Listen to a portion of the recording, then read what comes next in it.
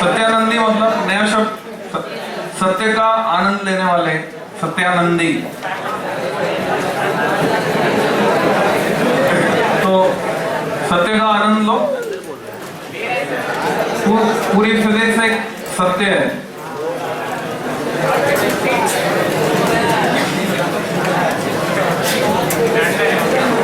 Lecture number 8, electrostatics part 2 +3।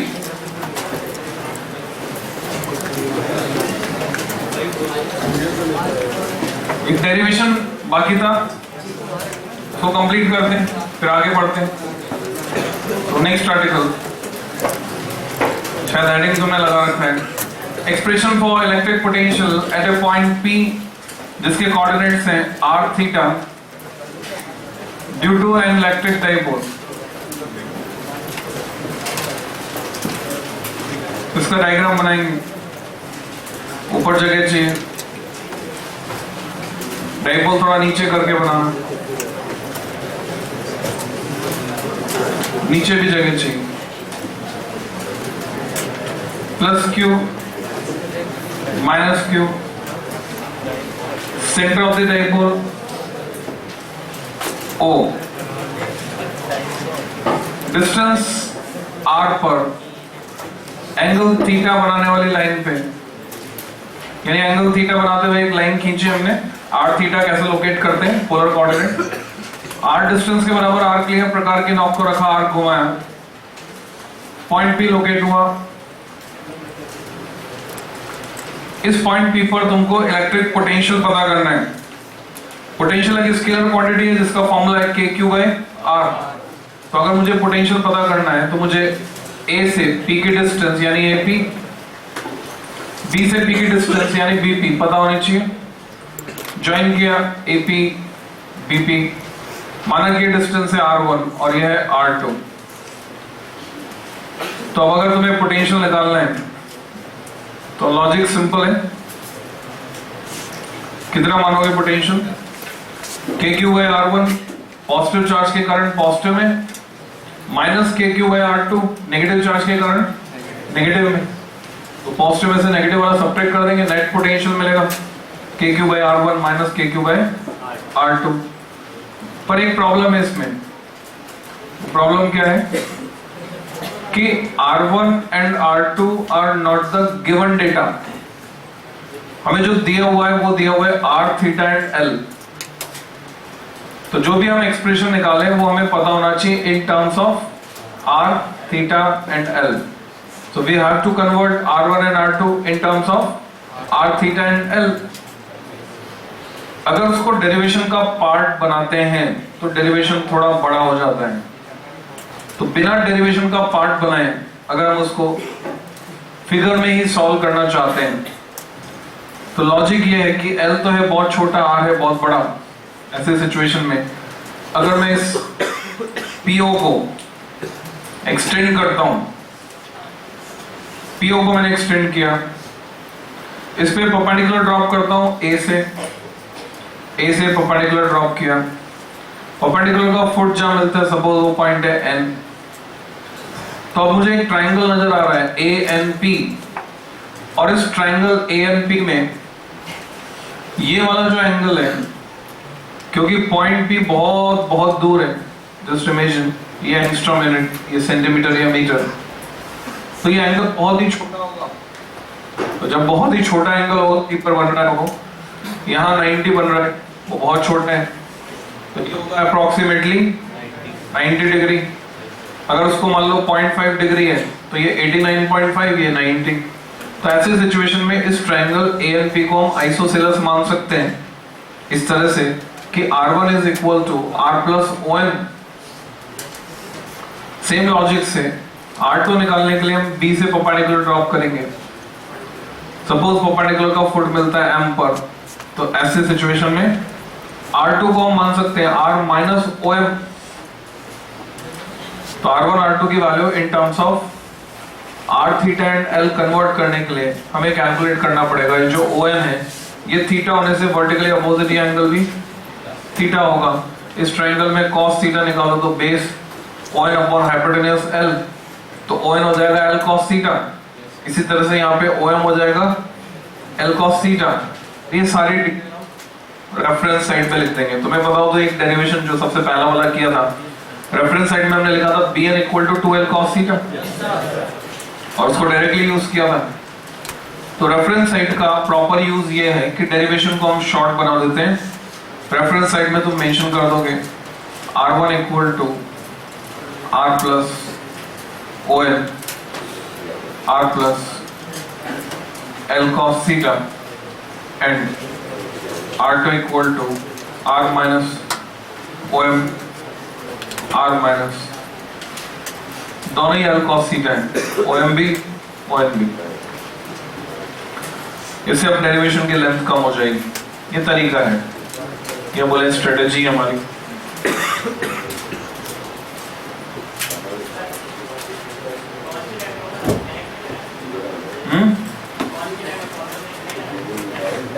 तो वही तो लगाया और क्या क्या।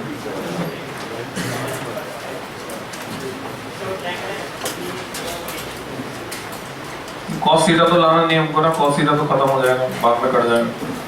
कौन सा ट्रायंगल? POB, हाँ राइट एंगल थोड़ी है वो ट्रायंगल, कौन सा कॉस थीटा लगाओगे उसमें? POB राइट एंगल ट्रायंगल नहीं है।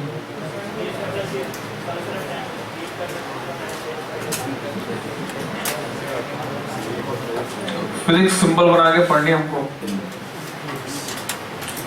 बायोलॉजी वाले भी देते ना साथ में एग्जाम, मेडिकल वाले बच्चे, तो कोई भी कॉम्प्लेक्स मैथमेटिक वाली टर्म हम यहाँ पे नहीं लाते, जिसमें थोड़ा सा भी हायर ऑर्डर की मैथमेटिक्स आ रही है, उसकी जरूरत नहीं है तो नहीं लाते।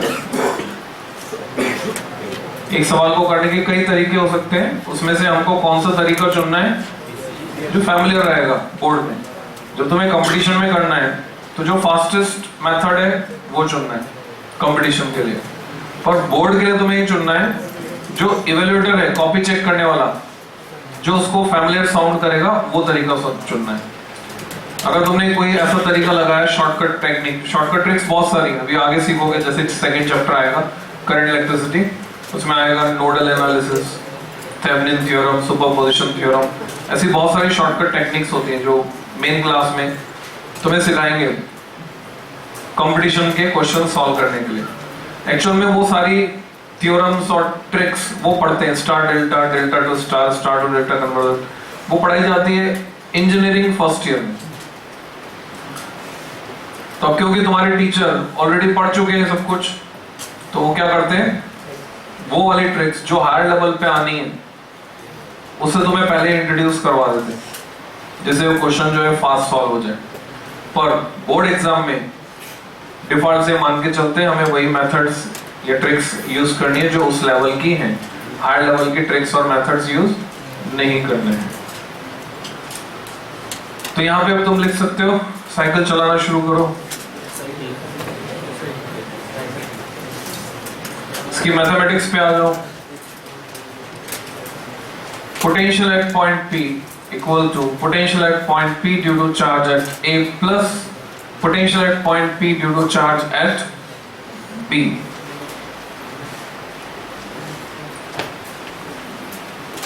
तो मैं इसको लिख सकता हूं KQ upon R1 minus algebraic sum KQ upon R2, so it becomes KQ times LCM is R1 R2 ऊपर आएगा R2 minus R1। Values put कर देते हैं R2 R1 की, रेफरेंस साइड वहां से उठाकर रेफरेंस साइड में जो लिखी है। तो R minus L cos theta में से R plus L cos theta अगर सब्ट्रैक्ट करते हो you will get minus 2L cos theta. तुमने देखा एक्सप्रेशन नेगेटिव आ रहा है, R plus L cos theta, R minus L cos theta दोनों का product R square minus L square cos square theta negative आ रहा है। उसके लिए हमारे पास लॉजिक ये है, तुम देखो पॉइंट P माइनस Q के ज्यादा पास में है तो नेचुरल सी बात है नेगेटिव आएगा नेट पोटेंशियल। नेगेटिव चार्ज के ज्यादा पास तो नेगेटिव, पॉजिटिव चार्ज के पास होगा तो पॉजिटिव, इसलिए नेगेटिव है। फिर Q और 2L का प्रोडक्ट उसको P लिख देंगे, तो हो जाएगा minus K P cos theta और potential at point P minus K P छोटा P cos theta upon R square minus L square cos square theta. हालांकि हमने शॉर्ट डाइपोल वाला अजम्पशन इनडायरेक्टली यहाँ पे लगा ही दिया है, जब हमने इसको ऐसे लिखा है r1 को r plus L cos theta. दोबारा से लगाते हैं तो L square cos square theta is negligible compare to R square, but for short dipole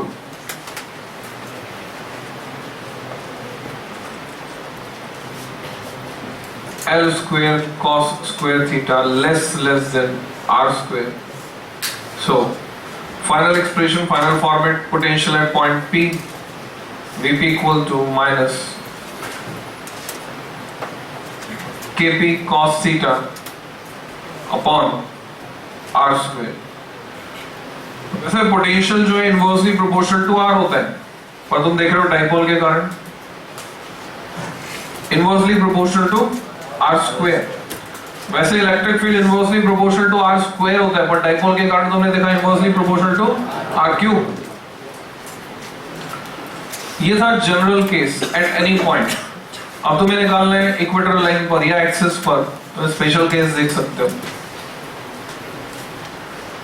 special case 1, if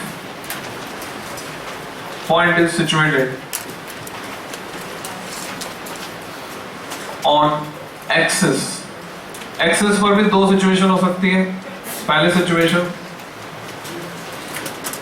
LHS और RHS on LHS left hand side of plus Q, तो theta कितना हो जाएगा? अगर यहां है पॉइंट तो थीटा बिकम्स 180, थीटा इज 180। तो पोटेंशियल कितना हो जाएगा? Potential at point P minus खत्म हो जाएगा Kp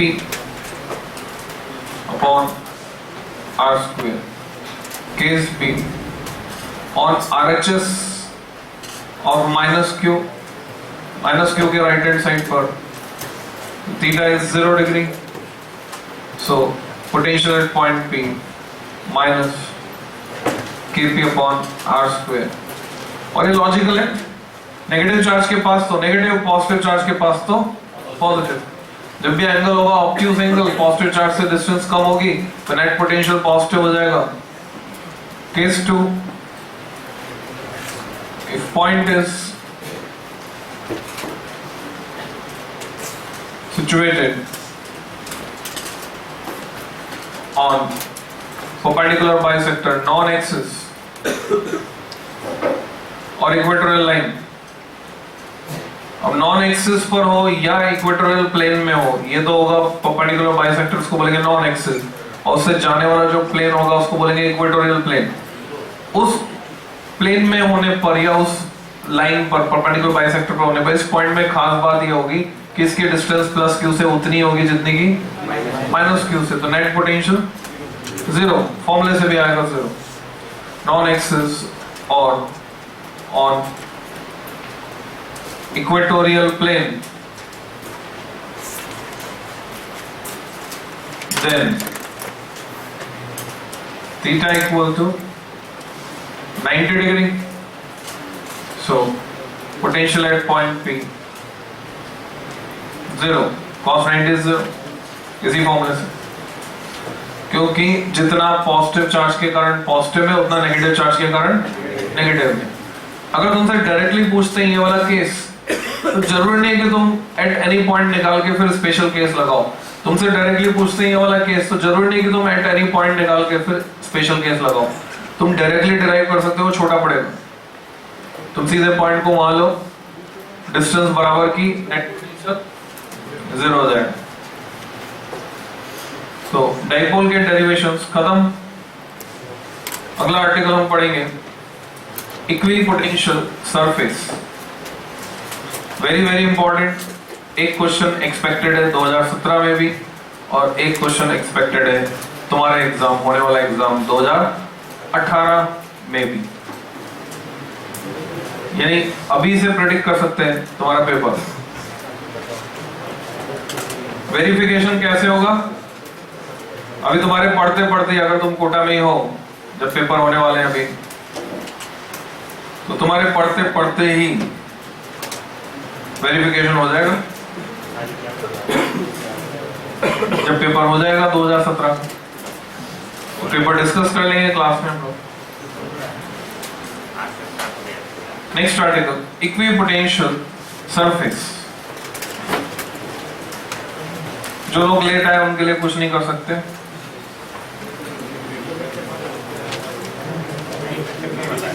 जो समय से पीछे चलते हैं उन्हें खुद ही अपनी जिम्मेदारियां उठानी होती है, दूसरे के ऊपर उसकी कोई जिम्मेदारी नहीं होती। समय तुम्हारे लिए रुकेगा नहीं, क्लास भी तुम्हारे लिए रुकेगी नहीं अगर तुम लेट आओगे। So heading equipotential surface. Prediction mode में जाओ, क्या हो सकती है? ऐसी सरफेस जिसका पोटेंशियल सेम। एक नंबर का सिंपल सा क्वेश्चन बनता है, define equipotential surface. What is equipotential surface? नहीं भी किसी ने कुछ पढ़ा है फिजिक्स में तो भी वो जवाब दे सकता है, it is the surface on which potential remain same. और अगर पोटेंशियल सेम रहेगा तो किन्हीं दो पॉइंट्स के बीच पोटेंशियल का डिफरेंस, तो ये इसकी डेफिनेशन है, लिखोगे it is the surface on which potential remain same. It is the surface on which potential remain same. Or the potential difference, कैसे लिखेंगे potential difference? P dot D dot, or the potential difference between B oblique W between any two points lying on this surface, lying lying on this surface remains zero. Potential difference between any two points lying on this surface remain zero. Full stop. Example. 3-4 example लिखेंगे, फिर उनकी properties लिखेंगे। पहला example first, अगर कोई point charge है तो उसके आसपास अगर मैं कोई स्फेरिकल सरफेस लेता हूं, गोला, स्फीयर का हर पॉइंट उस पॉइंट चार्ज से रेडियस अगर r है तो कितनी दूरी पर होगा? r दूरी पर। तो उसके हर पॉइंट पर पोटेंशियल कितना होगा? k⁴r। सभी जगह k⁴r होगा तो सेम होगा, तो उस स्फीयर को हम क्या बोलेंगे? इक्विपोटेंशियल। अगर एक बड़ा स्फीयर लेता हूं, स्फीयर b, उसकी रेडियस है r2, तो वो अपने आप में इंडिविजुअली अलग से इक्विपोटेंशियल होगा। ठीक है, तो स्टेटमेंट लिखेंगे एग्जाम्पल में। पहला example, the concentric spheres around a point charge, the concentric spheres around a point charge are equipotential in nature. Concentric spheres around a point charge are equipotential in nature. Diagram बना दोगे। Sphere A, sphere B। तो 2D में board पर जब दिखा रहे हैं तो सर्कल जैसा दिखता है, पर तुम्हें विजुअलाइजेशन किसका करना है? स्फीयर का। It is not circle, it is sphere. यहां पर रेडियस A है, यहां पर रेडियस B है, छोटा a छोटा b। तो क्या तुम एक रिलेशन बता सकते हो? What will be the relation between VA and VB?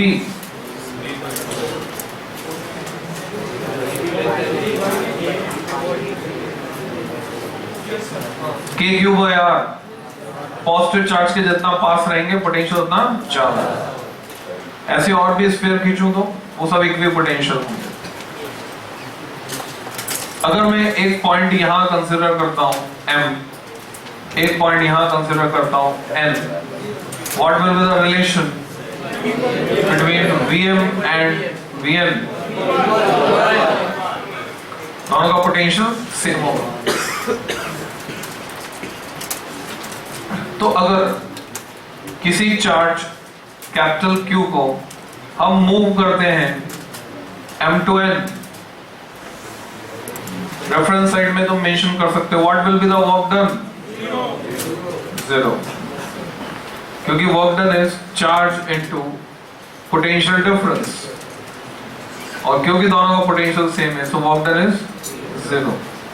But what about अगर मैं M to S ले जा रहा हूं, W M to S, work done is charge, ये मैंने Q की बजाय कैपिटल Q लिखना चाहिए, कैपिटल Q को ले जाना है, into potential at S minus potential at M. तुम चाहो तो उसको लिख सकते हो Q times S is same as VA, M is same as B, VA minus B. End point का पोटेंशियल माइनस स्टार्टिंग पॉइंट का पोटेंशियल. इसमें कई तरह से सवाल पूछे गए अलग अलग तरह से बोर्ड में. तुमसे बोलते हैं एक हाइड्रोजन का एटम है,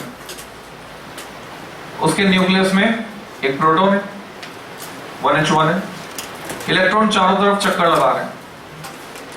तो बताओ डायमेट्रिकली अपोजिट पॉइंट्स के बीच मूव करने में इलेक्ट्रॉन ने कितना वर्क किया, 0, बिकॉज वो पूरा स्फीयर जो है उसके जो ऑर्बिट है वो इक्विपोटेंशियल है. एक कंसेप्ट ये है, हालांकि और भी बहुत सारे कंसेप्ट से आंसर निकल रहा है. The force is perpendicular to displacement, circular motion है, तो force is perpendicular to displacement, that's why work done is 0. तुमसे पूछते एक चक्कर पूरा लगा लिया कितना वर्क हुआ, अगेन 0. एक और कंसेप्ट कंजर्वेटिव फोर्स है, work done under conservative force in A close path is 0. तुमसे बोलते हैं ऑर्बिट इलिप्टिकल है, ऑर्बिट इलिप्टिकल है. अब बताओ, सब लोग समझते हैं इलिप्स में दो फोकस होते हैं,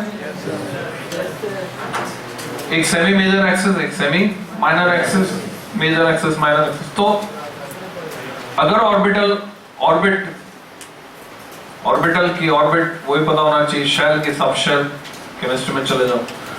तो जिस ऑर्बिट में वो चक्कर लगा रहा है वो इलिप्टिकल है, तो डायमेट्रिकली अपोजिट पॉइंट, या यूं बोले और ज्यादा रिफाइन करें, apogee to perigee, aphelion to perihelion, work done will be 0 और non 0. Now answer is non 0. कैसे 0 हो सकता है? पेरिगी यानी पास वाला पॉइंट, पी से पेरिगी, पी से पास, एपोगी यानी दूर वाला. ठीक है. अगला example, second. All the charged conductors. फिर से हम उस कंसेप्ट को टच करने वाले जो क्वेश्चन दिया था ना पेपर में, तुमने बोला था ये कैसे अभी इस लेवल पे कैसे पूछ लेते हो. The whole charge given to a conductor resides on its outer surface. The electric field inside a conductor is 0. इस कंसेप्ट को फिर से टच करने वाले. तो तुमने लिखा the whole all the charged conductors, जितने भी charged conductors होते हैं, irrespective of their shape and size, shape और size में कैसे भी हो, irrespective of their shape and size, are equipotential. सब equipotential होते हैं. Irrespective of their shape and size are equipotential in nature.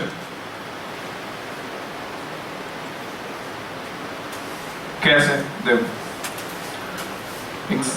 Diagram बना देंगे. कोई कंडक्टर इरेगुलर, जो भी चार्ज दिया सारा का सारा चार्ज आउटर सरफेस पे,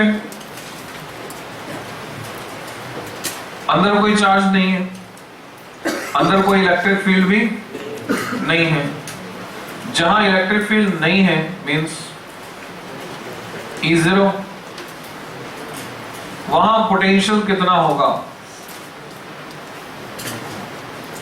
तो रिसेंटली तुमने एक रिलेशन पढ़ा E equal to minus dv by dr।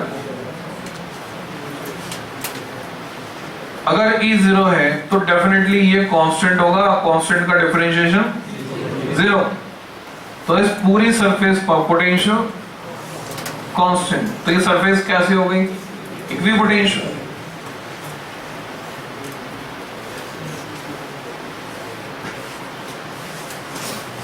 तुमसे एक सवाल पूछा जाता है, इस पे बनाते चलना है, इंतजार मत करना, बनाते चलना, लिखते चलना, फिर सुनते चलना, सोचते चलना, चलते चलना। तो तुमसे एक सवाल पूछा जाता है कि is it possible at some place, कहीं पर ऐसा हो कि इलेक्ट्रिक फील्ड तो जीरो हो पर पोटेंशियल जीरो ना हो?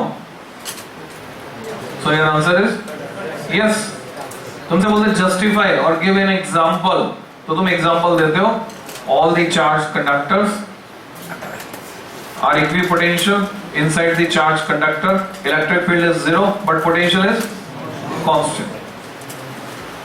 तुमसे पूछते हैं is reverse is also true, क्या इसका उल्टा पॉसिबल है कि पोटेंशियल तो जीरो हो पर इलेक्ट्रिक फील्ड जीरो ना हो?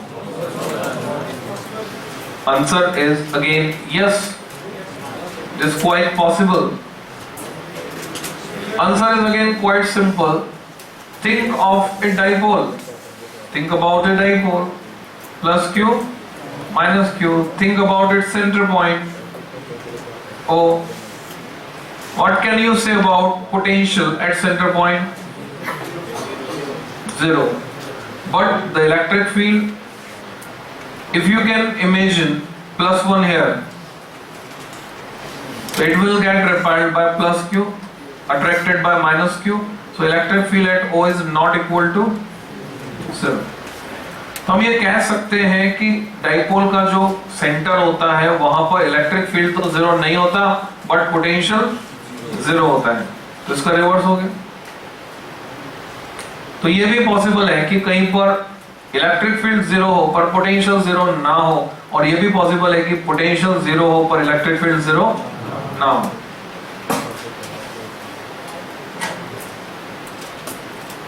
अगला एग्जाम्पल रेफरेंस साइड में तुम नोट कर सकते हो जो बोला गया। अगर तुम्हें लगता है कि याद नहीं रहेगा देन यू कैन नोट, और तुम्हें लगता है कि नहीं समझ में आ गया है और हिप्नोटाइजेशन का असर है अभी, तुम्हें याद रहेगा,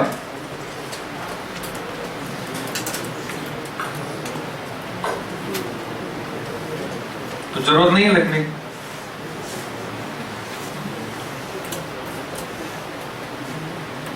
ये सब कुछ किस पर निर्भर करता है? तुम खुद पर कितना विश्वास करते हो। It depends.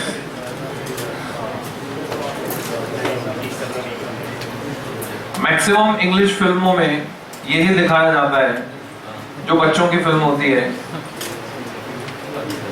कि वो विश्वास कितना करते हैं और उसके हिसाब से उनकी पावर बढ़ती जाती है।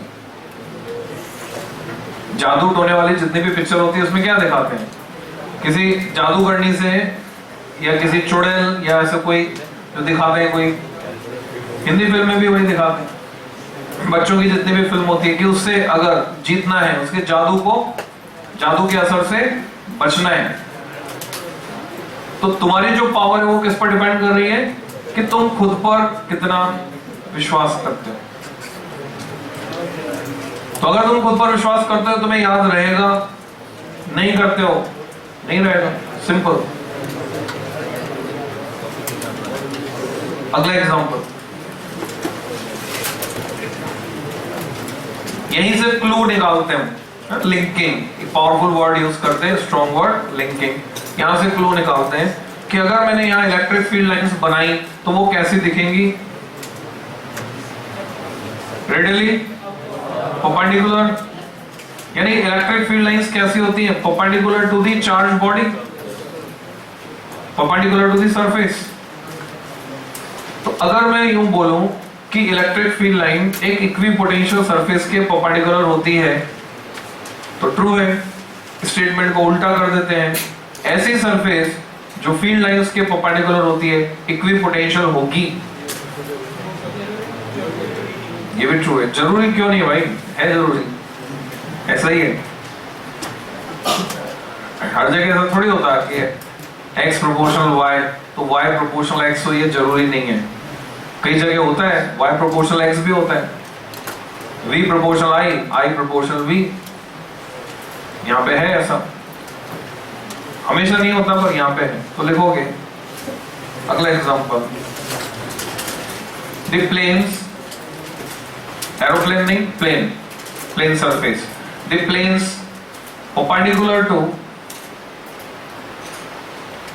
electric field lines, planes perpendicular to electric field lines are equipotential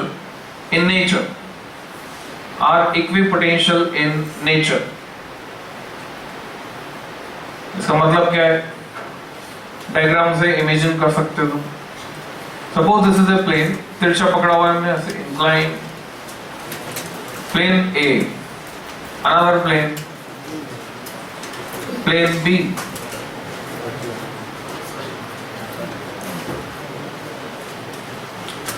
field lines इनको क्रॉस करके जा रही है इसके परपेंडिकुलर। इलेक्ट्रिक फील्ड लाइंस दिखा रहा हूं मैं यहाँ पे, ध्यान से बनाना। There is some special effect in diagram, जैसे फिल्म में होता है स्पेशल इफेक्ट, होता कुछ है दिखता कुछ है। वैसा ही जब हम फिजिक्स में डायग्राम बनाएंगे, उन डायग्राम्स में कई जगह स्पेशल इफेक्ट लगाएंगे।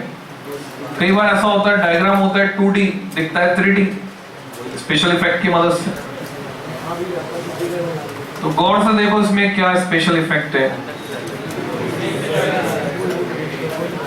कि ऐसा लग रहा है जैसे तो ये लाइंस इन प्लेन्स को काटते हुए जा रही। तुमसे क्या गलती होती है इसको बनाने में? कुछ बच्चे क्या करते हैं, यहां तक दिखाते हैं, यहां गायब कर देते हैं और यहां से चालू कर देते हैं, तो मिसमैच हो जाता है। दोनों प्लेन में सिमेट्री आनी चाहिए। तुमने यहां अगर आधे तक दिखाया है तो इस प्लेन में भी आधे तक दिखाओगे, फिर आगे गायब करोगे, यहां गायब यहां गायब। ऐसा नहीं कि इधर तो तुमने यहां गायब कर दिया और इधर पहले गायब कर दिया, बाद में बना दिया। सिमेट्री। क्या तुम कुछ कमेंट कर सकते हो? What should be the relation between VA and VB? VA greater than VB. Logic is quite simple. If we move in the direction of field, then we are moving from higher potential to lower potential. In the direction of field, potential decreases. ये plane के सारे points positive charge के distribution से पास हैं, negative से दूर है, इसका पोटेंशियल हायर होगा, इसका लोअर होगा। थॉट प्रोसेस में जाओ, सोचो, क्या ये जरूरी है कि इलेक्ट्रिक फील्ड यूनिफॉर्म हो तभी उसके परपेंडिकुलर जो सरफेस है वो इक्विपोटेंशियल हो, या ये भी हो सकता है कि नॉन यूनिफॉर्म इलेक्ट्रिक फील्ड हो और जो सरफेस उसके परपेंडिकुलर हो वो इक्विपोटेंशियल हो?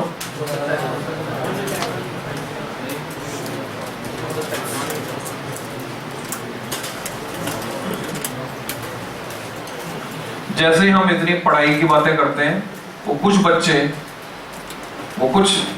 बच्चे जो गलत जगह आ गए हैं, पढ़ाई से उनका दूर दूर तक नाता रिश्ता नहीं है, वो आउट हो जाते हैं, इसमें साथ साथ नहीं चल पाते, हिम्मत हार देते, बीच में हिम्मत हार के बैठ जाते। जैसे कहीं पे हाइक पे जाओ, जो थक जाएगा वो क्या करेगा, बोले मैं तो यही रुक रहा हूँ, वापस आओ जब मेरे को ले लेना साथ।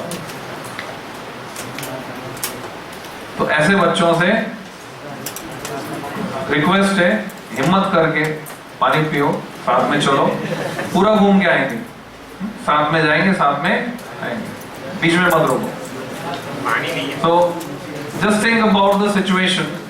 Here is a point charge, Q means plus Q. इससे निकलने वाली फील्ड लाइंस कैसी होंगी? You can imagine. ऐसी होंगी, रेडियली आउटवर्ड। कैसा फील्ड है? Non uniform in magnitude and in direction both. Just imagine a surface S1, another surface S2, ये circular patches है. Another surface S3, these are patches. What do you think? Are these surfaces equipotential? S1, S2, S3 equipotential हैं क्या? Answer is yes. These are equipotential. ऐसे सोचो कि ये जो circular patch है ये फुटबॉल की एक चकती, फुटबॉल पे जो पैचेस होते हैं उसका एक पैच है. पूरी फुटबॉल के बारे में सोचो, ये पूरा एक स्फीयर है और ये उस स्फीयर का एक पार्ट है. तो पॉइंट चार्ज से उसकी डिस्टेंस हर पॉइंट की सेम होगी, तो ये सरफेस कैसी होगी? इक्विपोटेंशियल. ऐसे ही है, बड़ी फुटबॉल है और बड़ी फुटबॉल है. So you can say that VS1, VS2, VS3. अगर रिलेशन निकालना है तो वो तो तुम्हें पता है, जो तुम सीख चुके हो. आगे की बात करते हैं. तुम्हें पता है VS1 greater than VS2 greater than VS3. थोड़ा आगे की बात करते हैं, धीरे धीरे स्टेप बाय स्टेप सीखते चलते हैं. Suppose this gap is R and this gap is also R. Can you say that VS2 minus VS1 is equal to VS3 minus VS2? Yes or no? Answer is no, not equal. So actual में less than होगा कि greater than होगा?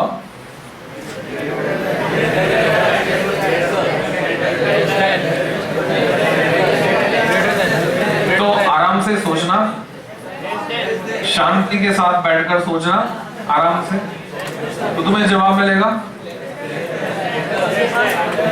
अभी आगे चलते हैं. अगला example.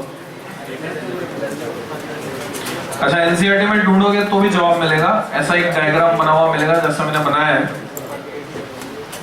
Left hand side वाले पेज टॉप ऊपर कॉर्नर पे ऐसा एक डायग्राम मिलेगा. उसका डिस्क्रिप्शन पढ़ोगे तो जवाब मिल जाएगा. Just to create interest in NCERT, ये एक्सरसाइज मैं तुम्हारे लिए छोड़ दूं. तुमको एक एक्सरसाइज बताई थी शुरू में, फैमिलियरिटी मेंटेनिंग कॉन्फिडेंस बिल्डिंग. उसमें सिर्फ ये करना था कि पेज पलटने थे. शुरू में बताया था 11 की किताब या 11 के नोट्स के page पलटो.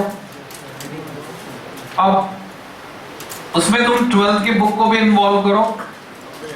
You can involve 12th NCERT और you can involve your notes. Page पलटो, पेज पलट के देखो उसमें क्या है.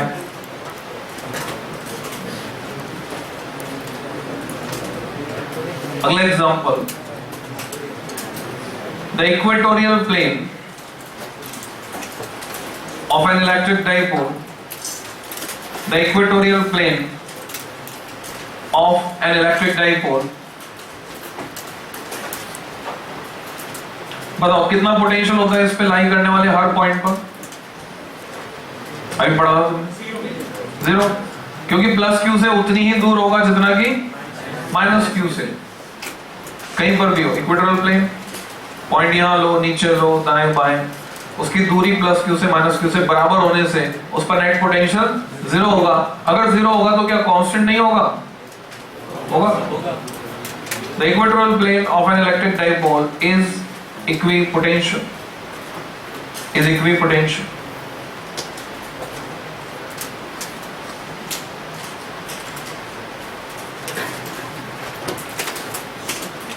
एनसीईआरटी को साथ में लेके चलना है, उसको पढ़ने की आदत डालनी है. नोट लगाओ.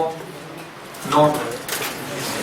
Make remaining diagrams of equipotentials. Equipotential surface को शॉर्ट में बोला जाता है equipotentials. Make remaining diagrams of equipotentials from NCERT. NCERT से बनाने. मैं कभी भी ऐसा नहीं कहूंगा कि एनसीईआरटी मत देखो, मेरे नोट्स पढ़ लो बस, उसमें सब एम्बेडेड होगा। एक्चुअल में एनसीईआरटी को पढ़ने देखने की आदत बनानी, क्योंकि नोट्स में कई बार क्या होता है, मैंने कोई तुम्हारी कॉपी लेके चेक तो किया नहीं कि मैंने क्या बोला, तुमने क्या लिखा।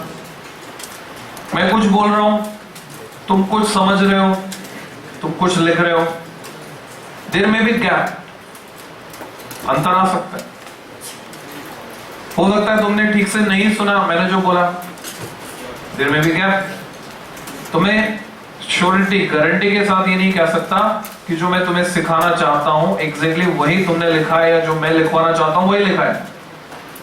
तो वेरिफिकेशन का तरीका क्या है, एनसीईआरटी साथ में लेकर चलेंगे। एनसीईआरटी में जो गलतियां हैं वो मैं तुम्हें बता दूंगा कहां कहां क्या गलत है। तो एनसीईआरटी से वेरिफिकेशन होता रहेगा, तुम उसमें भी पेज पलटोगे, अच्छा स्पेलिंग्स चेक होती रहेंगी, स्पेलिंग भी हमें सही लिखना आना चाहिए। हालांकि साइंस में नंबर नहीं कटते, पर अंग्रेजी भी हमारा एक सब्जेक्ट है और आगे अंग्रेजी की हमें स्ट्रॉन्ग रखनी है, तो स्पेलिंग सही आनी चाहिए।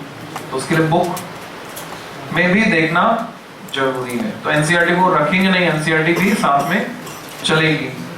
तो यहाँ तुमने नोट लगा दिया, तुम एनसीईआरटी में ये डायग्राम देखोगे, उससे तुम्हें पता रहेगा एनसीईआरटी में कैसे है, कहाँ है, क्या है, फैमिलियरिटी होना जरूरी है। तो अब जगह छोड़ दो, वो डायग्राम बनाने के लिए तुम्हें जगह चाहिए, नोट्स में प्रैक्टिस करनी है थोड़ी सी। तो कितनी जगह छोड़ोगे, आधा पेज सफिशिएंट है। आधे पेज के बाद प्रॉपर्टीज लिखते हैं। Next heading, properties of equipotential surface. Properties of equipotential surface.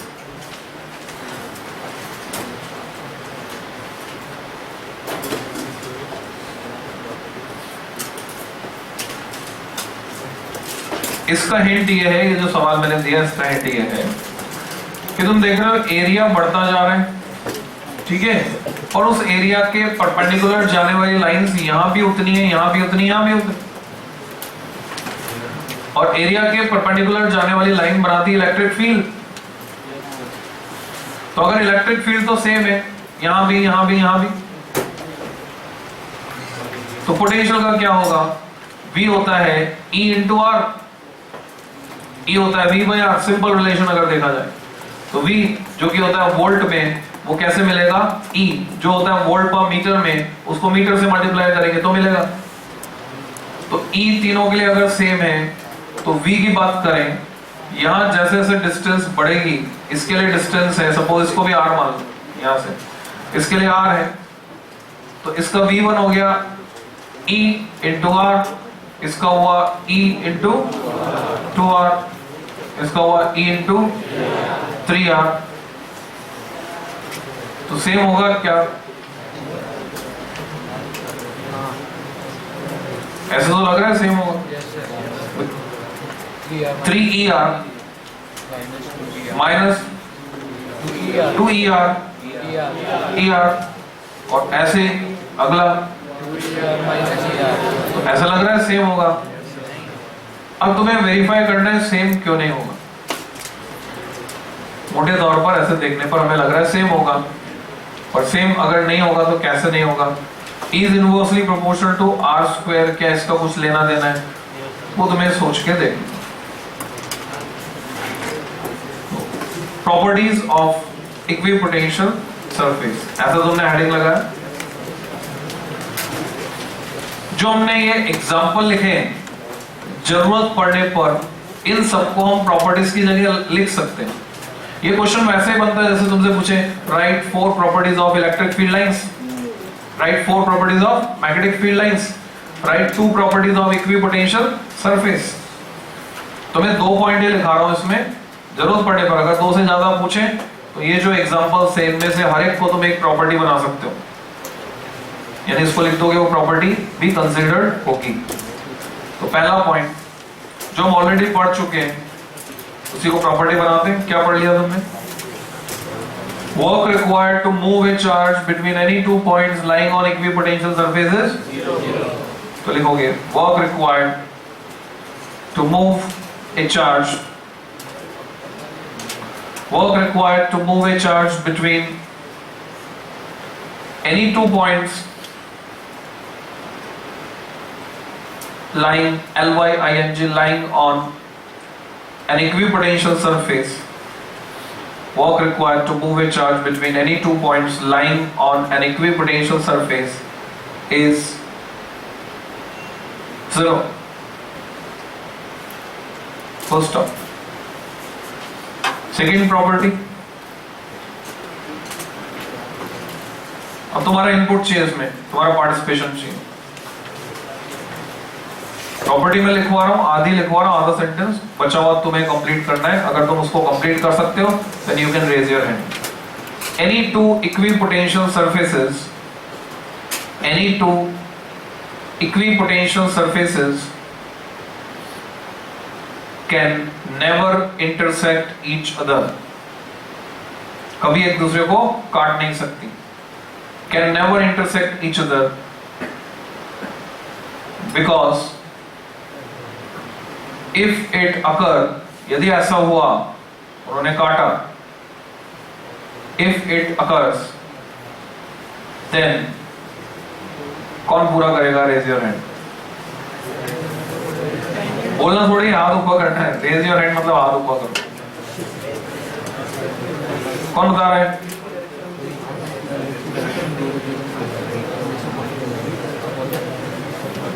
Next week से पक्का इंतजाम करेंगे. तुम्हें सवाल का जवाब बताने पे कुछ ना कुछ मिलना चाहिए. हाँ बोलो भाई.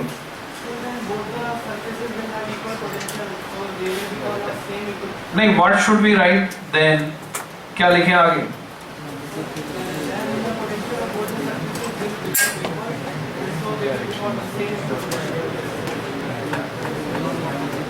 ओके, हाँ बोलो.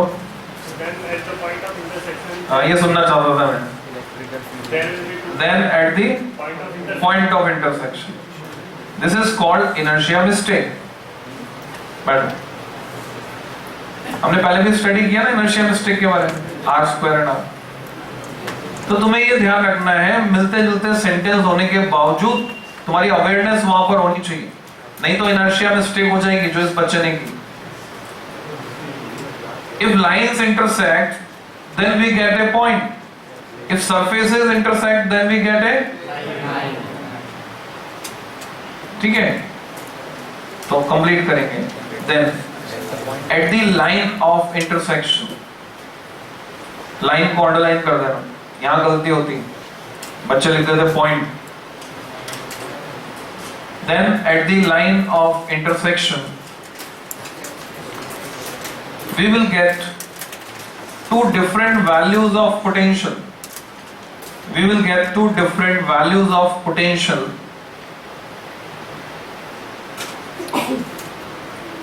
as well as two different directions of resultant electric field. Two different values of potential as well as two different directions of resultant electric field.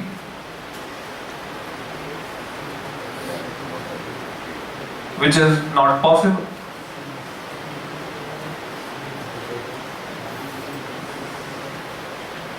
Which is not possible. इसका विजुअलाइजेशन देखो. Suppose ये एक surface, इसका potential 5 volt, ये दूसरी surface का potential 10 volt. 5 volt और 10 volt वाली सरफेसेस काट रही हैं. This is line of intersection. पहली बात, इस लाइन पर इसका पोटेंशियल 5 भी होना चाहिए, इसका पोटेंशियल 10 भी होना चाहिए. Not possible. दूसरी बात, ये इक्विपोटेंशियल सरफेस है, इलेक्ट्रिक फील्ड इसके परपेंडिकुलर इस साइड भी होना चाहिए और इसके परपेंडिकुलर उस लाइन पर. दो डिफरेंट डायरेक्शन में इलेक्ट्रिक फील्ड, नॉट पॉसिबल उस लाइन के हर पॉइंट. तो ये हमने पढ़ लिया इक्विपोटेंशियल्स को. इतना जानना काफी इक्विपोटेंशियल्स के बारे में. सो electrostatic part 2 is over. Now the part 3. Next अगली क्वांटिटी उससे फैमिलियर होंगे, हेडिंग इलेक्ट्रिक फ्लक्स. तो सीक्वेंस में देखो क्या क्या पढ़ लिया तुमने. पढ़ा सबसे पहले चार्ज डेंसिटी का इंट्रोडक्शन पढ़ा. Charge density, force, field, potential energy. अब क्या आ गया? फ्लक्स. ये सब टिप्स पे होनी चाहिए quantities. Electric flux symbol is phi. जब हम मैग्नेटिक फ्लक्स भी पढ़ लेते हैं तो उसका सिंबल भी फाई है। दोनों में अंतर करने के लिए हम इलेक्ट्रिक फ्लक्स को रिप्रेजेंट करते हैं फाई सबस्क्रिप्ट ई से और मैग्नेटिक फ्लक्स को फाई सबस्क्रिप्ट बी से। अभी तुम सिंपली फाई लिखते हो तो भी चलेगा क्योंकि मैग्नेटिक फ्लक्स पढ़ा ही नहीं है, तो जो भी फाई हमारे लिए वो क्या इलेक्ट्रिक फ्लक्स। तो इलेक्ट्रिक फ्लक्स की डेफिनेशन लिखनी है। डेफिनेशन में अब तुम अगले स्टेप पे आगे डेफिनेशन मेकिंग जो सिखाया था उसमें पहले स्टेप पर तुम्हें सिखाया था determine whether the quantities property phenomena process system arrangement. अब अगले स्टेप में और आगे की बात सीखते हैं डेफिनेशन बनाने के तरीकों में। हम डेफिनेशन या तो बना सकते हैं फिजिकल या बना सकते हैं mathematical. Mathematical means using mathematical formula, physical means using physical interpretation. उसका मीनिंग क्या है उसको यूज करके फिजिकल डेफिनेशन बनेगी और उसका फॉर्मूला यूज करके मैथमेटिकल बनेगी। तो यहां पे मैं दोनों लिखा रहा हूं तुमको। तो फ्लक्स का इमेजिनेशन तुम्हें दिया था, दूर कहीं एक बल्ब जल रहा है, उससे रेज निकल रही है। Means flux is proportional to field lines. Larger the field lines passing perpendicular to given area, more is the flux. देखो ये फील्ड लाइंस है पासिंग परपेंडिकुलर। अब वो तुम्हारे सवाल का जवाब मैं यही दे देता हूं बराबर क्यों नहीं आ रहा। मैंने पहले बोला इलेक्ट्रिक फील्ड यहां यहां यहां सेम है, बट एक्चुअली फील्ड सेम नहीं है, फ्लक्स यहां यहां यहां सेम है। फ्लक्स होता है lines passing perpendicular to given area. Area छोटा हो या बड़ा हो it doesn't matter, flux remain same. अगर इतनी ही लाइन मान लो 1 2 3 4 5 यहां पे गुजर रही है इस एरिया से, तो इस एरिया के साथ रिलेटेड फ्लक्स है 5 यूनिट, इस एरिया के साथ 5 यूनिट, इस एरिया के साथ 5 unit, but actually field is not same. या तो तुम इससे निकाल लो k3/r² से, या फिर तुम्हें क्या करना पड़ेगा, फील्ड होता है फ्लक्स पासिंग यूनिट एरिया। तो जब जैसे यूनिट एरिया बोला तो ये एरिया क्योंकि छोटा है इससे डिवाइड करेंगे, ये एरिया उससे बड़ा है इससे डिवाइड करेंगे उसको, तो फील्ड तो कम हो जाएगा। तो फील्ड क्योंकि वेरिएबल होगा इसलिए बराबर नहीं होगा। समझ गए? तो फील्ड को लिंक करना पड़ेगा हमको। और फील्ड क्या होता है, फील्ड को एरिया के साथ लिंक कर, यूनिट एरिया। यूनिट एरिया से पास होने वाली लाइंस होती है फील्ड, गिवन एरिया से पास होने वाली लाइंस होती है फ्लक्स। तो सिर्फ एक वर्ड का अंतर आता है यूनिट एरिया और गिवन एरिया। इसको अच्छे से समझना और ये गलती नहीं करनी है। बच्चे क्या करते हैं, फ्लक्स की डेफिनेशन में लिख देते हैं field lines passing unit area, और वो फ्लक्स की नहीं, वो किसकी डेफिनेशन हो गई, फील्ड की। तो तुम लिख सकते हो it is proportional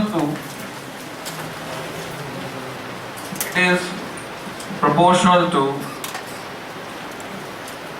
the total number of field lines. It is proportional to the total number of field lines passing perpendicular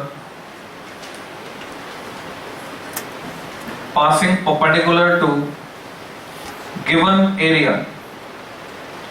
It is proportional to total number of field lines passing perpendicular to given area. And numerically it is given as, ये जो हमने अभी जो लिखी है वो physical definition, अब जो तुम लिख रहे हो mathematical definition. Numerically it is given as scalar product. अभी तुम्हारी अवेयरनेस चेक करूंगा, ध्यान से सोच के समझ के लिखना। Scalar product of electric field with vector area, scalar product of electric field with vector area, that is करके डैश लगा, उसका मैथमेटिकल एक्सप्रेशन आएगा phi equal to, ये हो गया इलेक्ट्रिक फील्ड डॉट ए, ये हो गया वेक्टर एरिया। ये फॉर्मूला तब एप्लीकेबल होता है जब फाई के लिए ई और ए के बीच में हर जगह एंगल सेम है, सरफेस इस तरह की है कि ई और ई के बीच में एंगल कांस्टेंट है। एंगल कांस्टेंट है तो हम लिखेंगे ई ए कॉस थीटा, इसमें कोई प्रॉब्लम नहीं आएगी। पर अगर ये थीटा बदल रहा है, अलग अलग एरिया पैचेस के लिए थीटा चेंज हो रहा है, तो हमें इसकी बजाय फॉर्मूला यूज करना पड़ता है। आल्सो अलग अलग पैचेस लेने होते हैं। फॉर एग्जांपल है, समझो इलेक्ट्रिक फील्ड जा रहा है उधर, दिस इज सरफेस, तो इलेक्ट्रिक फील्ड उधर जा रहा है। अगर मैं यहां पर एरिया पैच लेता हूं, वेक्टर एरिया, वेक्टर एरिया की डायरेक्शन कैसे लेते हैं हम? अगर वो प्लेन सरफेस है, तुमने इलेवन में पढ़ा एरिया इज स्केलर, जैसे 12th में आप एरिया वेक्टर हो जाता है। तो एरिया को जब हम वेक्टर की तरह ट्रीट करते हैं, हमेशा नहीं, एरिया को स्केलर भी मान सकते हैं, it is as per demand, जैसी सिचुएशन की डिमांड। एरिया को वेक्टर भी मान सकते हैं। तो एरिया को जब भी वेक्टर मानते हैं, अगर वो प्लेन सरफेस है तो वेक्टर एरिया होगा परपेंडिकुलर टू द सरफेस, इस तरफ। अगर ये फेवरेबल है तुम्हारे लिए, नहीं तो अंदर की तरफ, जो भी फेवरेबल होता है वो मान लेते हैं। पर अगर ये सरफेस प्लेन नहीं है, कर्व्ड है, इन केस ये कर्व्ड है, तो सिर्फ तुम्हारे पास एक ही ऑप्शन है, कॉन्वेक्स साइड से बाहर, तुम कॉन्केव साइड से अंदर नहीं ले सकते। तो कॉन्वेक्स साइड जो होगी, उसकी उभरी हुई सतह है, उससे बाहर की तरफ ही होगी वेक्टर एरिया की डायरेक्शन। प्लेन है तो तुम्हारे पास ऑप्शन है उधर या इधर, पर अगर कॉन्वेक्स है तुम्हारे पास ऑप्शन नहीं है, बाहर सिर्फ ये वेक्टर एरिया की डायरेक्शन। तो मान लो ये है, इसमें दो तरह की सरफेस, ये वाली, ये वाली। इलेक्ट्रिक फील्ड उधर जा रहा है, अब इसका एरिया तो 90 बनाएगा फील्ड के साथ, और इसका एरिया 0 बनाएगा। तो अलग अलग साइड अलग अलग बना रहे एंगल। ऐसे सिचुएशन में ये फॉर्मूला यूनिवर्सल नहीं रहेगा, हमें क्या करना पड़ेगा, अलग अलग पैचेस लेने पड़ेंगे पूरी सरफेस, जहां एंगल चेंज हो रहा है वहां उन पार्ट के लिए अलग अलग कैलकुलेशन करनी पड़ेगी। तो हम इसको ब्रेक कर देते हैं, phi equal to integration of, वही करते हैं जैसा वर्क के लिए किया। डिफरेंट फोर्स होते हैं, फोर्स अगर वेरिएबल होता है तो क्या करते हैं, integration of F dot dx, वही यहां पे करेंगे। Phi equal to integration of E dot dA लिख सकते हो, डीएस लिख सकते हो। एरिया इंटीग्रल हो गया अलोंग द क्लोज पाथ, उस पूरी सरफेस के लिए, फॉर द होल सरफेस। बल्ली लगा के सो गया ये बच्चा, लाल स्वेटर वाला।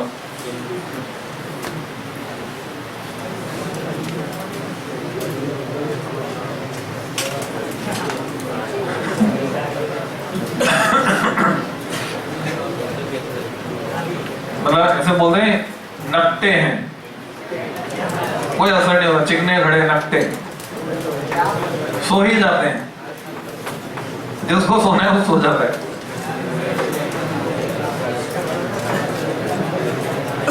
ई डॉट डीए से अगर मैं इसकी ऐसा यूनिट निकालूं, इससे निकालो, इससे निकालो, तो इलेक्ट्रिक फील्ड को अगर तुम नाप रहे हो, ये क्वेश्चन बनता है 2 नंबर में, टैग लगा दो ऊपर 2m, define electric flux, give its SI unit. अभी जो 5-6 पेपर होंगे उनमें से कम 2 पेपर में ये क्वेश्चन मिलेगा, एक मैंने इसके लिए कहा, एक और क्वेश्चन के लिए कहा, एक और मिलेगा, ये भी मिलेगा। Define electric dipole moment, give its SI unit, define electric flux, give its SI unit.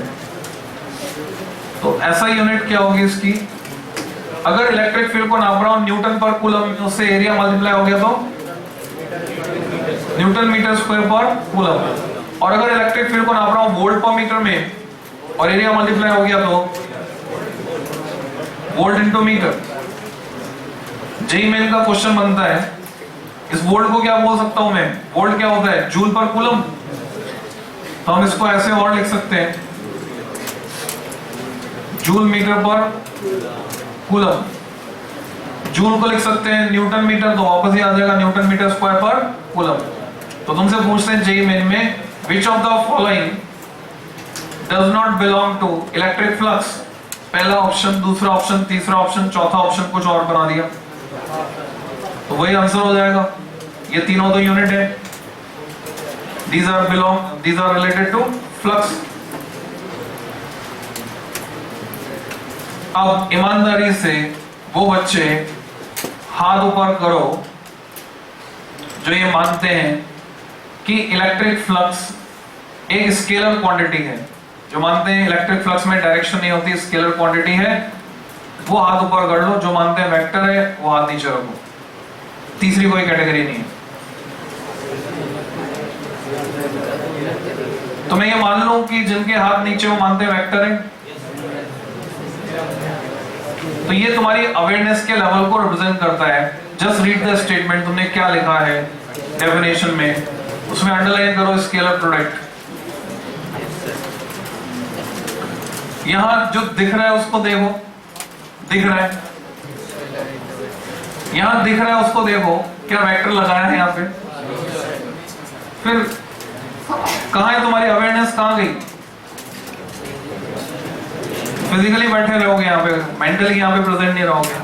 मैंने बोला था अवेयरनेस चेक करो अभी। सिर्फ ये इतना सा कारण है जिसकी वजह से कुछ बच्चे आगे निकल जाते हैं, कुछ पीछे रह जाते हैं। यही है बस, इतना सा अंतर। टीचर सेम डिलीवरी दे रहा है हर एक बच्चे के लिए, टीचिंग सेम है, पर कुछ बच्चे आगे निकल जाते हैं, कुछ पीछे रह जाते हैं बिकॉज ऑफ अवेयरनेस लेवल। बस इतना सा अंतर। तो अगर तुम्हें काम करना है, किसी चीज को ठीक करना है, तो वो ये है, जिन बच्चों की बिगड़ी हुई है अवेयरनेस को ठीक करो, तो तुम्हारा जो रिजल्ट है वो ऑटोमेटिकली सही हो जाए। लास्ट तक बच्चे परेशान रहते हैं, पेरेंट्स परेशान रहते हैं। वो एक पर्चा यहां से पकड़ा देते हैं हम, रिपोर्ट, वो लेकर घूमते हैं टीचर के पास कि देखो साहब ये बच्चे का रिजल्ट है, अब इसमें कैसे इंप्रूवमेंट होगा। यही होता है, ये सीन देखने को मिलते हैं पीटीएम में। पेरेंट आएंगे, पेरेंट क्या करेंगे, उनके पास क्या है, तुम्हारी परफॉर्मेंस रिपोर्ट। अब तुम्हारी परफॉर्मेंस रिपोर्ट लेके वो टीचर के पास घूम रहे हैं, मेंटर के पास जा रहे हैं, सब्जेक्ट टीचर के कि सब्जेक्ट में इस बच्चे के नंबर बहुत कम आ रहे हैं। अगर वो बच्चा क्लासेस भी कर, बच्चा कह रहा है मैं सारी क्लास कर रहा हूं, मैं हर क्लास कर रहा हूं, मैंने एक भी क्लास बंक नहीं की, मैंने सारे टेस्ट अटेम्प्ट किए, तो उसकी गलती है कहां पर? टीचर थोड़ी बता पाएगा। वो अवेयरनेस में प्रॉब्लम है। क्लास में बैठा तो है, मेरे पास बच्चे आते हैं, बोलते सर हमने आपकी सारी बोर्ड क्लास की, लीडर वाले बच्चा कि लास्ट ईयर हमने सारी बोर्ड क्लास की थी, तो फिर लीडर में क्यों जरूरत पड़ रही दोबारा इंप्रूवमेंट की? अगर तुम क्लास में बैठे हो, सारी क्लास कर रहे हो, तो इंप्रूवमेंट की जरूरत क्यों पड़ेगी? सिर्फ एक ही कारण है, अवेयरनेस लेवल अगर तुम्हारा लो है, क्लास में बैठे रहने के बाद भी तुम उससे जुड़ नहीं पा रहे हो, तो ऐसा हो। तो रेयरली ऐसे केसेस सामने आते हैं जिसमें ऐसा भी होता है, वो बच्चा बोलता है लास्ट में आके मैंने सारी बोर्ड क्लास की सर, मेरे मार्क्स जो है 64% ही आए। हर सब्जेक्ट में होता है। तो उसका रीजन क्या होता है? अच्छा उससे पूछे फिजिक्स में कम है, केमिस्ट्री में कितने हैं, चल केमिस्ट्री में बता। केमिस्ट्री में पता चलता है फिजिक्स से भी कम। जबकि केमिस्ट्री की क्लास क्या होगा, हमारे यहाँ एक जो पर्टिकुलर टीचर हैं, उनसे केमिस्ट्री को तुम साल भर पढ़ाएंगे, तुमको प्रोग्राम 1 में भी पढ़ाएंगे, प्रोग्राम 2 में भी पढ़ाएंगे, मतलब तुम्हारा कोर्स कभी कंप्लीट नहीं होगा केमिस्ट्री का। कंप्लीट तो हो जाएगा, पर तुम्हें फिर दोबारा में भी पढ़ना पड़ेगा, तीसरी बार में भी पढ़ना, वो माइंड मेकअप कर देंगे तुम्हारा। तो कोर्स कंप्लीट होने के बाद भी तुम्हें लगेगा नहीं इस बार फिर पढ़ लूं, सब टीचर की कारीगरी हो कि इस बार फिर पढ़ लूं, फिर इस बार फिर पढ़ लूं, तो काफी अच्छे से रिवीजन हो जाता है केमिस्ट्री का। उसके बाद भी बच्चे के नंबर कम आ रहे हैं, 3 बार 3 प्रोग्राम में केमिस्ट्री कर रहा है। It means awareness. तो ये बहुत गंभीर मुद्दा है अवेयरनेस, क्लास में अवेयरनेस। वापस लौटते हैं, फ्लक्स हमने पढ़ा, फ्लक्स की ऐसा यूनिट पढ़ ली, डायरेक्टली ऐसे कैसे लिंक हो जाएगा मैग्नेटिक फ्लक्स से। मैग्नेटिक फ्लक्स को डिफाइन करने की जरूरत नहीं हमको।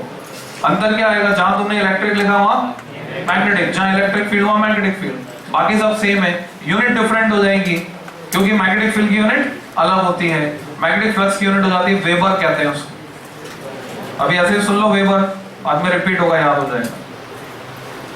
तो एक नई फिजिकल क्वांटिटी इलेक्ट्रिक फ्लक्स पढ़ी, और एक सबसे पहले वाली फिजिकल क्वांटिटी हमने पढ़ी थी चार्ज।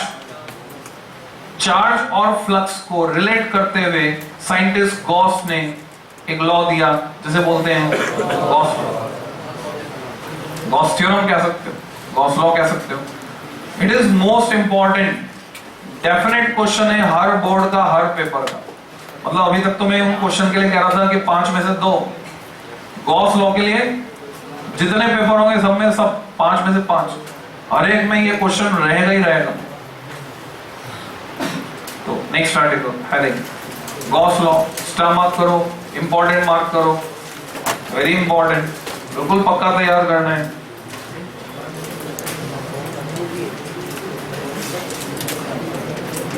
GAUSS।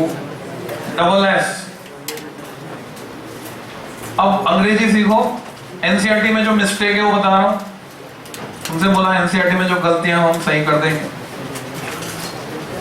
अंग्रेजी के नियमों के हिसाब से अगर ये 2S पहले आ गए हैं और हमें लिखना है गॉसेस लॉ, तो अपोस्ट्रोफिस लगाकर S तीसरा नहीं आता है सक्सेशन में, इसी को पढ़ा जाता है Gauss's law.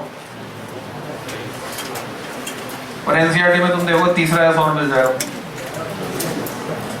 which is wrong।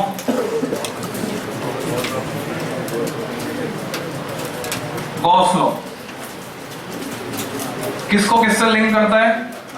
किसी सरफेस में कंटेंट चार्ज को उससे निकलने वाले फ्लक्स से। भाई फ्लक्स जो है किससे निकल रहा है? चार्ज से निकल रहा है। तो फ्लक्स और चार्ज का क्या रिलेशन होगा? इसमें क्लोज सरफेस एडिशन आ गई। गॉस लॉ को लगाया जा सकता है सिर्फ और सिर्फ किसी एनक्लोजर के लिए। Enclosure 3D enclosure, surface 2D होती है। एक क्वेश्चन था तुम्हारे, insect crawling on the globe, बताओ motion 1D 2D 3D। Insect crawling on the globe, मतलब अभी तक तुम कंफ्यूज हो। ये एनसीईआरटी का क्वेश्चन है, 11 में था तुम्हारे। मक्खी उड़ रही है, इसमें किसी को कोई कंफ्यूजन नहीं है, 3D है। ट्रेन ट्रैक पर चल रही है, 1D है। और इसमें कंफ्यूजन है, insect crawling on A globe. भाई ग्लोब पे इधर जा सकता है, उधर जा सकता है। कैरम बोर्ड में किसी को कोई कंफ्यूजन नहीं, गोटी अगर उछल नहीं रही तो 2D है। तब कौन कॉन्फिडेंटली बोल सकता है कि मेरे को पक्का पता है कि ये insect crawling on the globe 1D 2D 3D है? कौन पक्का बताएगा? हाँ बोलो, पक्का बताओ। हाँ इट इज 2D सरफेस। एक सरफेस पे जा सकता है, वहां से उड़ के नहीं जा रहा, तीसरी डायमेंशन नहीं आएगी, सरफेस पर मोशन हो रहा है, ऐसे कंसिडर कर सकते हैं उसको। तो पर यही सरफेस, जैसे एक चादर है, चादर क्या है समझो, मैं क्या बताना चाह रहा हूं उसको समझो। एक चादर है, वो इंसेक्ट का मोशन 3D अगर मानेंगे तो कैसे माने? एक चादर है, चादर क्या है? 2D की 3D? 2D। उस चादर को तुमने ओढ़ लिया, ठीक है, समझ गए? This is the difference. तो एनक्लोजर का मीनिंग ये होता है। तो गॉस लॉ को हम लगाते किसी एनक्लोजर के लिए। तो लिख सकते हो ATI शॉर्ट फॉर्म है, according two comma the net electric flux, the net electric flux emerging from a closed surface, net electric flux emerging from a closed surface is equal to 1 upon epsilon 0 times 1 upon epsilon 0 times the total charge contained by that surface. 1 upon epsilon 0 times the total charge contained by that surface.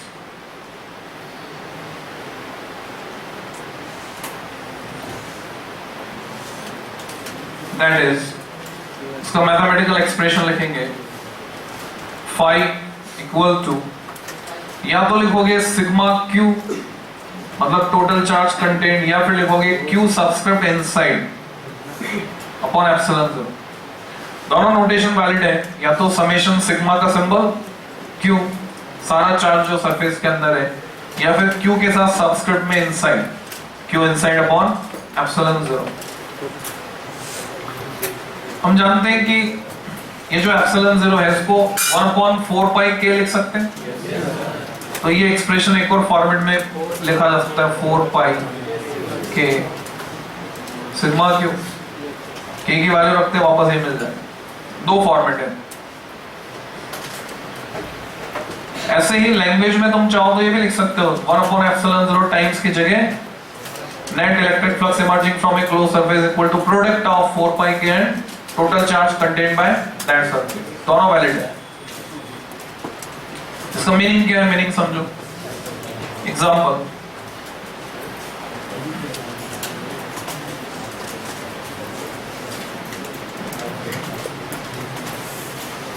अच्छा, हर rule, हर theorem, हर law, जैसे Ohm's law पढ़ेंगे next chapter में, तो इनके applicable होने की कुछ शर्त होती है, वो तुम्हें पता होनी चाहिए। कंडीशंस होती हैं एसोसिएटेड। ऐसे गॉस लॉ के साथ 6 कंडीशन एसोसिएटेड है, 6 पॉइंट्स है गॉस लॉ के बारे में। एनसीईआरटी में लाइन से 6 पॉइंट है। मैं एम्बेडेड करके पढ़ाऊंगा, तुम्हें स्पेसिफिकली वो चाहिए तो एनसीईआरटी रेफर करनी होगी। पेज के हेडर पे मार्क लगा दो, नोट लगा दो हेडर पे, refer NCERT to read 6 points about Gauss law. Refer NCERT to read 6 points about Gauss law.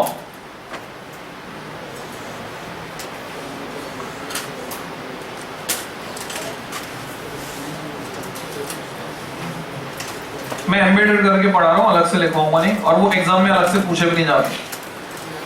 पर तुम्हें अगर अलग से पढ़ने point 1, point 2, point 3, you can refer NCERT. Suppose example में here is a closed surface S, another surface S1, another surface S2।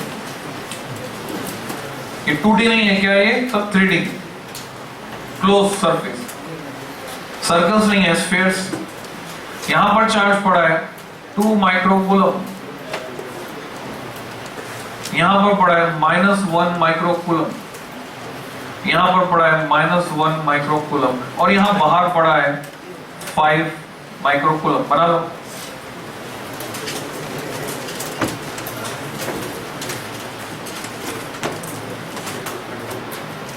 तो Gauss law लगाकर अगर तुमसे पूछा जाए how much is 5s1, sigma Q upon epsilon zero, हमें सिर्फ उससे मतलब, जैसे पॉजिटिव चार्ज किसी डब्बे में बंद है तो लाइन बाहर जाएंगी, नेगेटिव चार्ज बंद है तो लाइंस अंदर आएंगी। अकॉर्डिंगली हम फ्लक्स के लिए 2 टर्म यूज कर सकते हैं, 5 आउटगोइंग, 5 इनकमिंग। पेज के फुटर पे एक एक्सप्रेशन लिख लो, नेट 5 अगर किसी सरफेस के साथ एसोसिएटेड तुम्हें निकालना है, then 5 net is how much, 5 outgoing -5 incoming. जाने वाला फ्लक्स माइनस आने वाला फ्लक्स। अगर ये टर्म पॉजिटिव आ रही है तो जाने वाला फ्लक्स ज्यादा है, इसका मतलब उस बॉक्स के अंदर net positive charge, net positive charge. अगर ये टर्म नेगेटिव आ रही है, इसका मतलब उस बॉक्स में नेट नेगेटिव चार्ज है, क्योंकि इनकमिंग फ्लक्स ज्यादा होगा।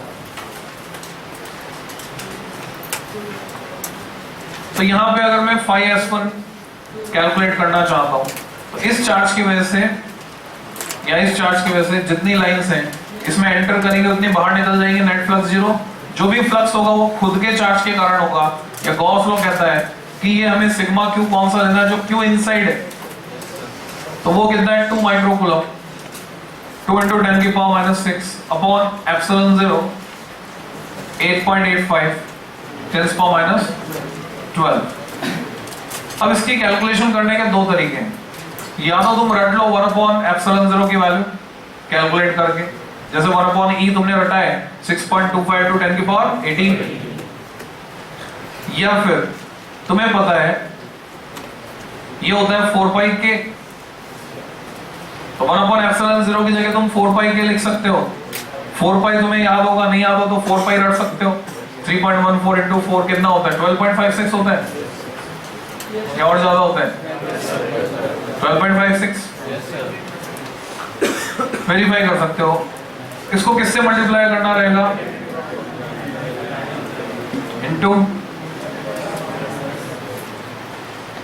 इसको हम कैलकुलेट करके इसकी यूनिट लिखेंगे वोल्ट मीटर। तुमसे पूछा 5s2 बताओ, -1 इंटू 10 की पावर -6 अपॉन एप्सिलॉन 0 यानी 4 पाई के इंटू 10 की पावर -6 वोल्ट मीटर। नेगेटिव में 5s बताओ 0, बिकॉज ये जो 5 है तो बाहर है, इसकी वजह से जितनी लाइन इसमें एंटर करेंगी एज सरफेस में उतनी निकल जाएंगी, तो कोई नेट फ्लक्स एसोसिएट नहीं हो पाएगा बिकॉज ऑफ दिस 5। जो भी एसोसिएट होगा वो इसके अंदर जो चार्ज है उनकी वजह से होगा। तो जितना पॉजिटिव उतना नेगेटिव है। ये सारे इसके अंदर है S1 S2, तो ये भी इसके अंदर है S के अंदर, तो जितनी लाइंस बाहर जाएंगी उतनी अंदर आएंगी। Net flux is 0। ऐसे हम गॉस लॉ अप्लाई करते हैं।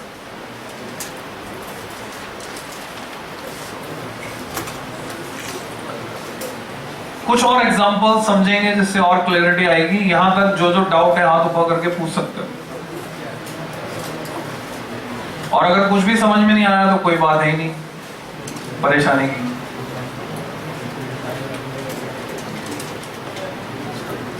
हाँ बोलो।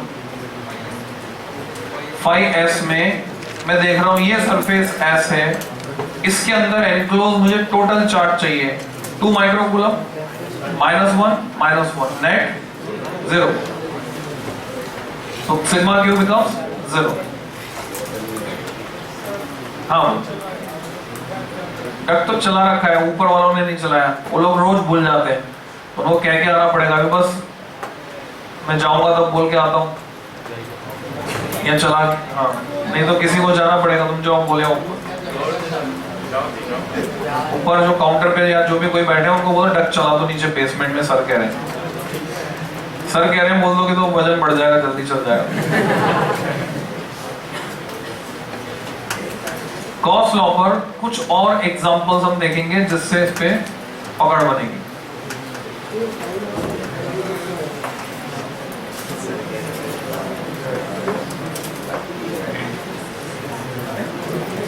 एक क्यूब बनाओ,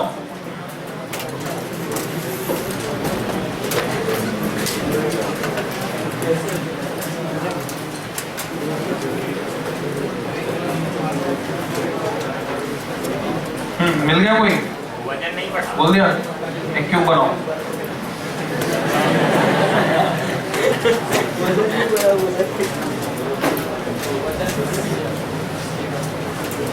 माना कि इस क्यूब का जो सेंटर है वहां पर एक चार्ज रखा हुआ है स्मॉल क्यू, इस क्यूब की साइड है स्मॉल a।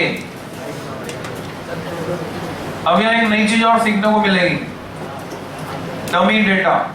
कई न्यूमेरिकल ऐसे होते हैं, कई क्वेश्चन ऐसे होते हैं, कई क्वेश्चन में कुछ न्यूमेरिकल डेटा हमें दिया हुआ होता है, पर मजे की बात ये होती है कि वो किसी काम का नहीं होता, सिर्फ कंफ्यूज करने के लिए दिया होता है। ऐसे डेटा को क्या बोलते हैं? Dummy data. हम सोचते रहते हैं अच्छा इसको कहाँ यूज करें, कहाँ यूज करें, एक्चुअल में उसको कहीं भी यूज होना ही नहीं होता है। बताओ इस क्यूब से निकलने वाला नेट फ्लक्स गॉस लॉ के हिसाब से कितना होगा? Q upon epsilon 0। अब लॉजिकली चलते हैं, तुमसे पूछते हैं एक फेस, क्यूब के एक फेस से निकलने वाला फ्लक्स बताओ। तो लॉजिक ये है, इमेजिन करो ये बल्ब है जो यहां जल रहा है, इसकी रोशनी सब तरफ फैल रही है इक्वली, तो एक फेस के हिस्से में कितनी आएगी?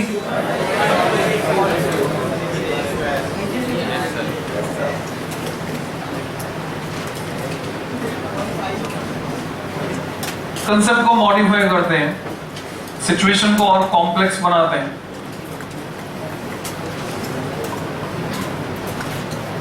जिसको ये समझ में नहीं आया पहले पूछ लेना हाथ ऊपर करके।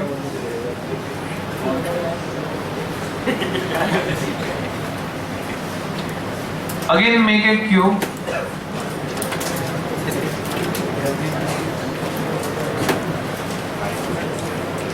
अब की बार चार्ज जो है वो अब की बार चार्ज एक कॉर्नर पे रखा है।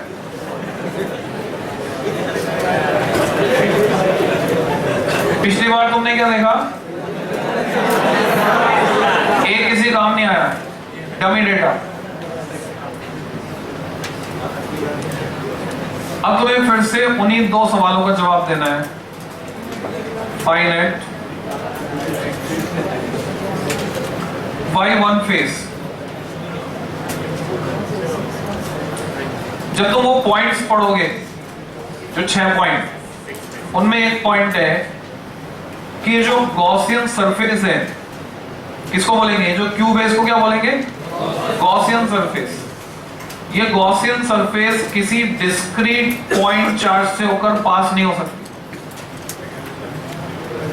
इमेजिन करो इस वाले एग्जांपल में अगर मैं एक और सरफेस लूं S3 और वो सरफेस ऐसे जाए,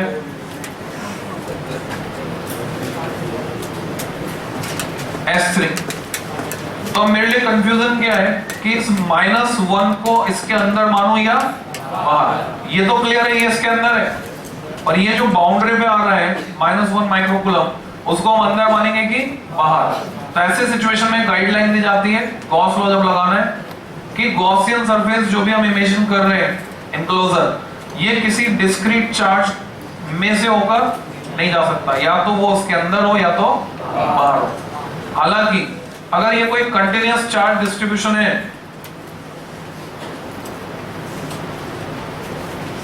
जैसे कि चार्ज यूनिफॉर्मली डिस्ट्रीब्यूटेड है लेंथ ऑफ ए कंडक्टर पे, तो मैं यहां पर एक सिलिंड्रिकल गॉसियन सरफेस इमेजिन करता हूं अगर, तो ये गॉसियन सरफेस को काट सकती है लाइन चार्ज को।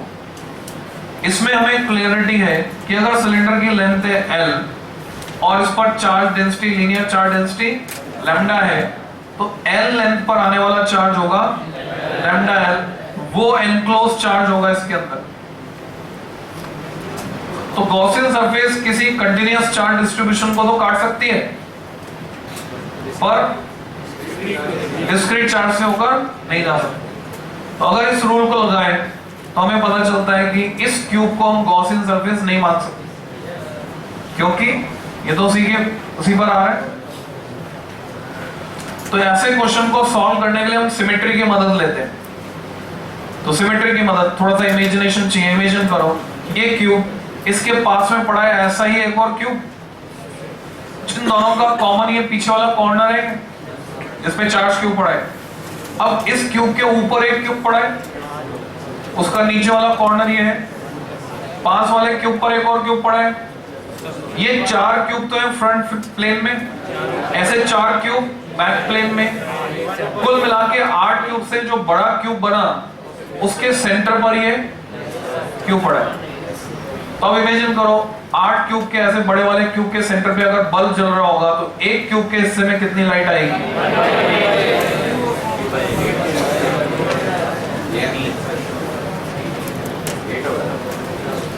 तो अब प्रेडिक्ट करो, देखो प्रेडिक्शन कैसे फेल होते हैं, प्रेडिक्ट करो। हाँ, तुमने प्रेडिक्ट किया क्यूब है 48, your prediction get failed. Cube है 22, 64, नो। हाँ 24 कैसे, एक्सप्लेन करो।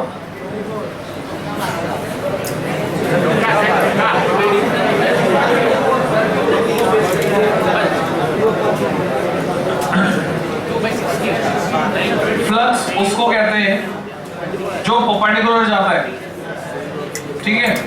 अगर चार्ज यहां पड़ा हुआ है तो ये वाला जो फेस है, लाइंस इसके पैरेलल जाएंगी, इस वाले फेस के भी पैरेलल जाएंगी उसी प्लेन में, परपेंडिकुलर नहीं जा सकती। ऐसे जो पीछे वाला फेस है उसके भी पैरेलल जाएंगी। कुल मिलाकर 3 फेस के पैरेलल जाएंगी, 3 फेस के परपेंडिकुलर। तो जो फ्लक्स है जो एक क्यूब के हिस्से में आया, फर्दर उसका डिवीजन जो होगा वो सिर्फ 3 फेस में होगा, 6 में नहीं होगा। तो अगर 3 ही फेस में उसका डिवीजन हो रहा है तो बन गया क्यूब है 8 3 जा 24 एप्सिलॉन 0। ऐसे समझो घर में मिठाई आई और घर में 6 मेंबर हैं, और अगर 3 मेंबर को डायबिटीज है तो मिठाई 3 ही लोगों में बंटनी है। तो वही सिचुएशन है कि जो फ्लक्स है वो सिर्फ 3 फेसेस में बंटना है, 6 फेसेस में नहीं बंटना है, इसलिए डिवाइडेड बाय 3 और हो जाएगा।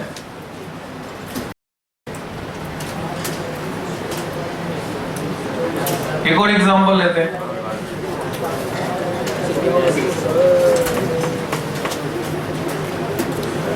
हम 2 टर्म यूज करते हैं, एक टर्म होती है फ्लक्स एसोसिएटेड, एक होती है फ्लक्स पासिंग थ्रू। दोनों में अंतर समझ लो। अगर ये क्लोज सरफेस है, डब्बा है, चार्ज इसके अंदर है तो फ्लक्स एसोसिएटेड। और अगर ये डब्बा नहीं है, ये सिर्फ एक प्लेन है, चार्ज यहां पड़ा है, तो flux passing through. Net flux 0 होगा, जितना एंटर करेगा उतना एग्जिट करेगा। तो कई बार हमें फ्लक्स पासिंग थ्रू निकालना होता है। सपोज ये है एक स्क्वायर प्लेट, टेढ़ा पकड़ा हुआ है इसलिए पैरालोग्राम दिख रही है। It is a square plate of side 2 metre. इसके सेंटर से 1 मीटर नीचे यहां कोई चार्ज पड़ा है क्यू। तो बताओ flux passing through square plate.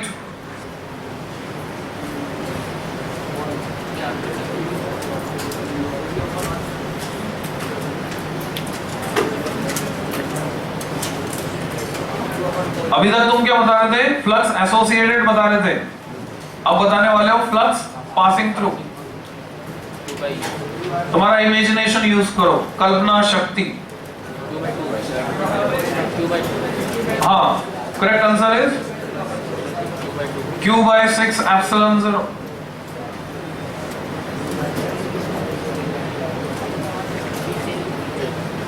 Reason तुम ये मान सकते हो, ये जो है ये इस क्यूब की छत है। अगर इस क्यूब की साइड A 2 मीटर हो तो इस छत के सेंटर से इस चार्ज की distance 1 metre. So this situation is symmetrical to this situation। तुम इस छत के आसपास पूरा क्यूब बना दो तो एक फेस से जाने वाला फ्लक्स Q/6 एप्सिलॉन 0। इसको क्रॉस करके जो फ्लक्स जाएगा वो कितना होगा? Q/6 epsilon. ऐसे को अप्लाई करते। आज के लिए काफी है। कल जो है गॉस थ्योरम की सभी एप्लीकेशंस खत्म हो जाएंगी। टेस्ट पेपर कल ही दूंगा, दोनों एक साथ टेस्ट, 2 टेस्ट एक साथ हो जाएंगे तुम्हारे। तो कल ही टेस्ट पेपर बांटेंगे। कैमरा दे दो बंद करके।